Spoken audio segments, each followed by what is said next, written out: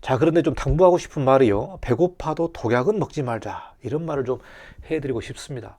저도 12년 차 건축사 사무소를 운영하는 대표로서 그동안 좀 시행착오를 보면은 사무소가 일이 없고 어렵다고 해서 이거 정말 좀 말이 안 되는 프로젝트인데 그 프로젝트를 하면서 굉장히 어려운 그런 또 시기를 가져본 게 현실인 것 같습니다. 1년 동안 수주를 한 건도 못 한다. 이런 최악의 상황을 염두에 두시고 대비를 해야만 회사가 갈 수 있다는 부분을 좀 말씀드리고 싶습니다. 자, 2023년도 극도의 위기의식을 가져야 할 때다. 강의가 도움이 되었다면 구독과 좋아요를 부탁드리겠습니다.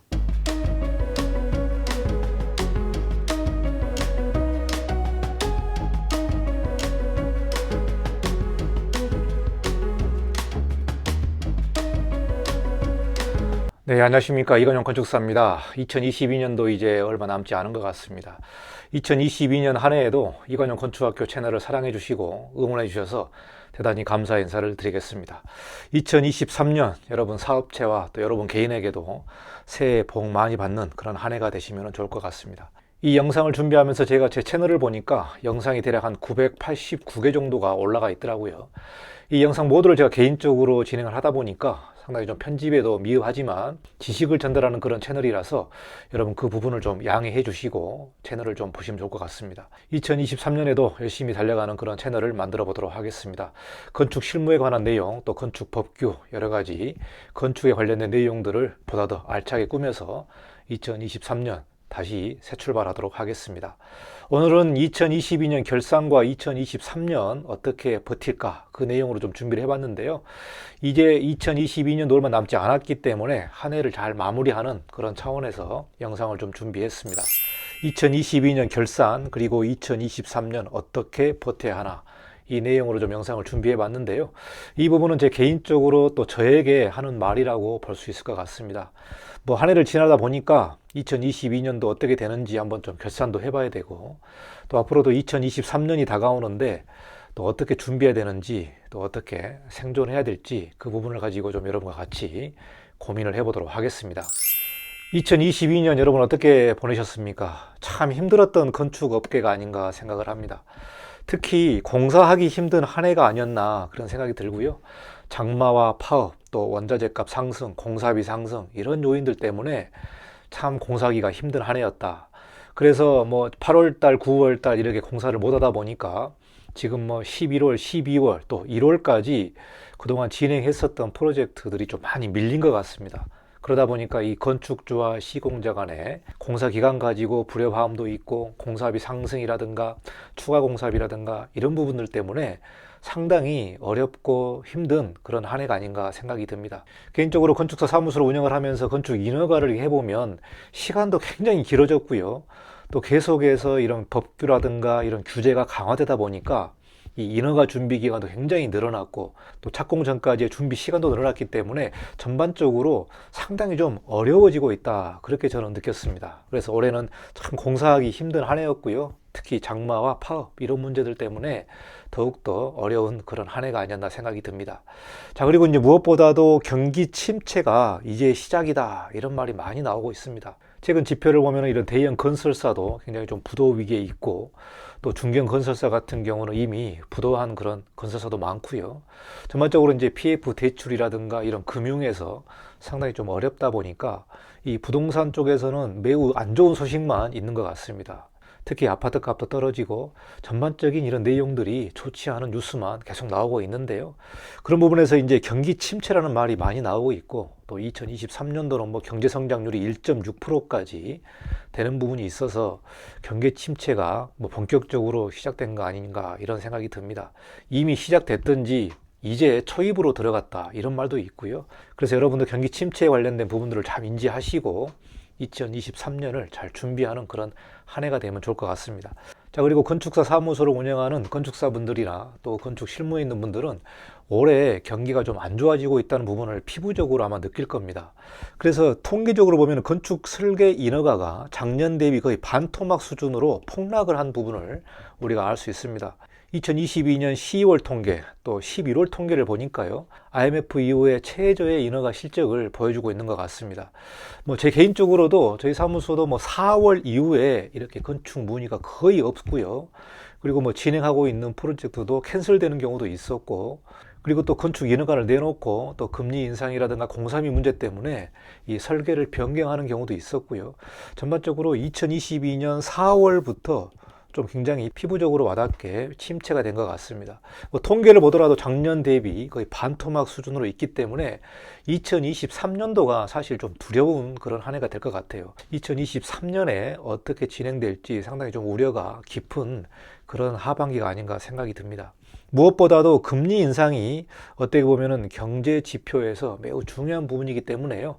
2023년에 금리 인상이 어느 정도 좀 진정될지 아니면은 어디까지 올라갈지 이 부분도 매우 관심 있게 지켜봐야 되는 부분이기 때문에, 특히 건축사 사무소, 건축 설계 또 건축 시공 같은 부분은 이 금리와 부동산의 그런 함수 관계가 있기 때문에 금리 인상이 어느 정도 진정되기 전까지는 굉장히 좀 어려운 시기로 가지 않을까, 저는 개인적으로 이렇게 보고 있습니다.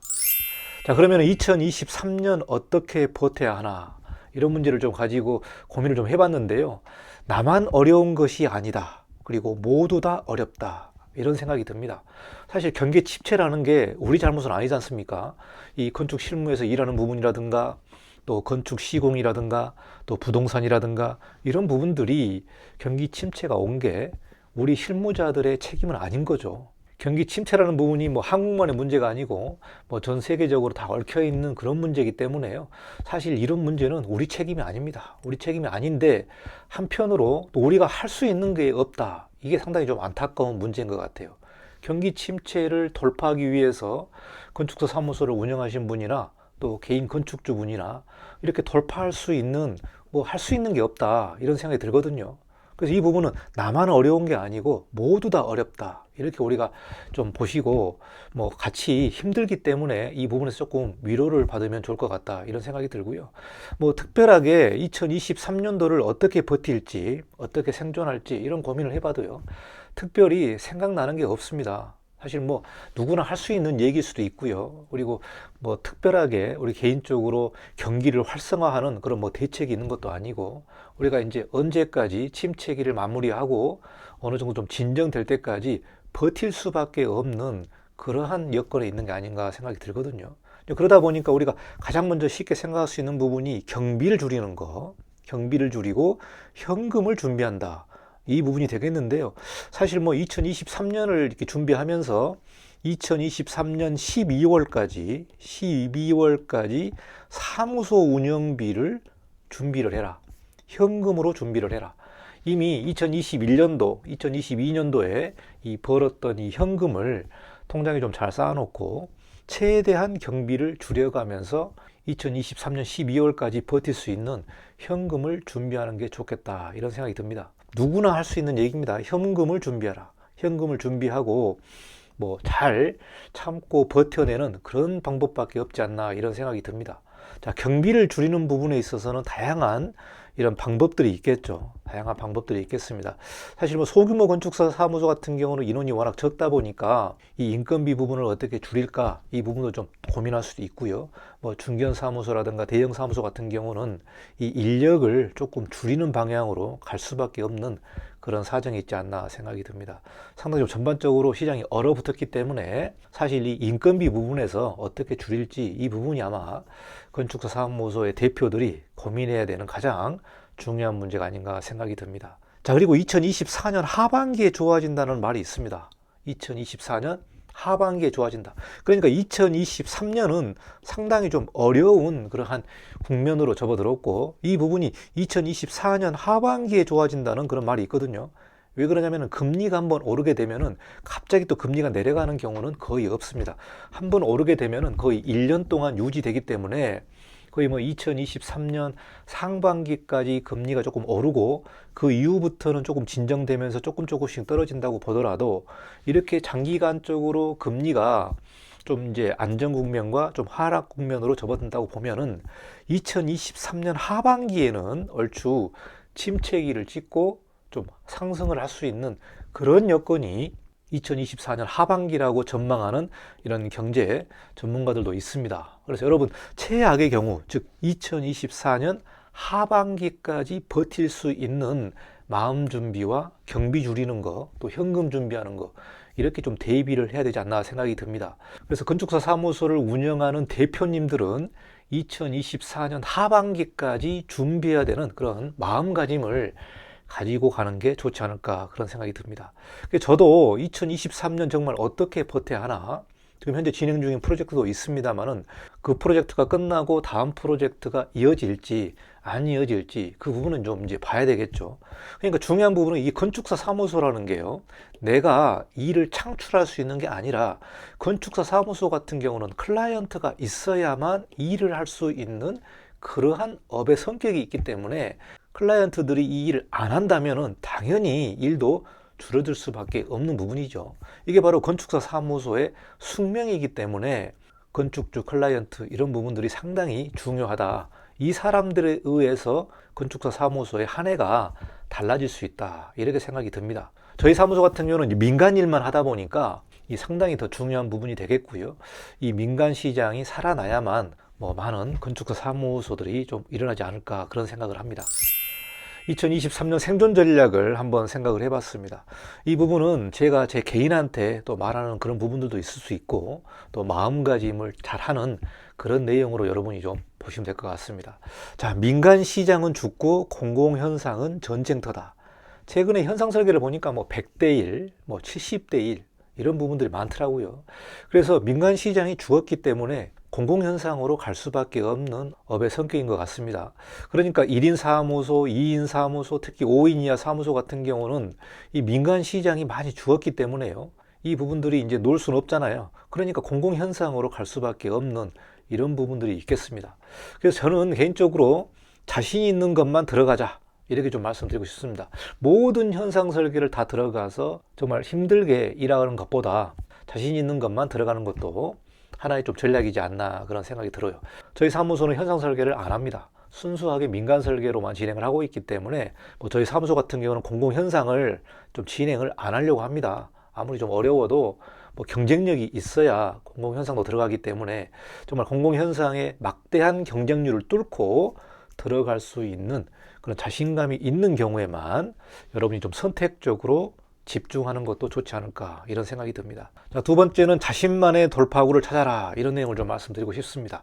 그동안 여러분이 일하고 있고 또 사무소를 운영하고 있는 현재 시점에서 2023년도가 시장이 좀 침체하는 쪽으로 시간도 조금 더 많아질 것으로 예상을 하고요. 그런 부분에서 앞으로 내 사무소를 어떻게 운영해야 될지, 어떻게 돌파해야 될지 나름대로의 돌파구를 한번 찾아보는 것도 중요하지 않나 생각이 듭니다.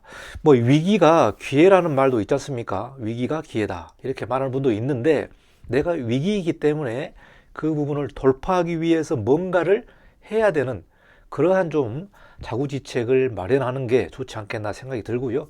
그 중에 하나가 유튜브도 한번 해볼 수 있지 않을까 생각이 듭니다. 그리고 블로그라든가 또 카페를 운영을 하면서 전반적으로 그동안 자기가 쌓아놨던 그런 경험과 실적을 가지고 새롭게 자신을 조금 홍보하고 만들 수 있는 이러한 돌파구를 찾아보는 것도 중요하지 않을까 생각을 합니다. 사실 이런 돌파구를 시작을 한다고 해서 바로 효과가 나오는 경우는 거의 없죠.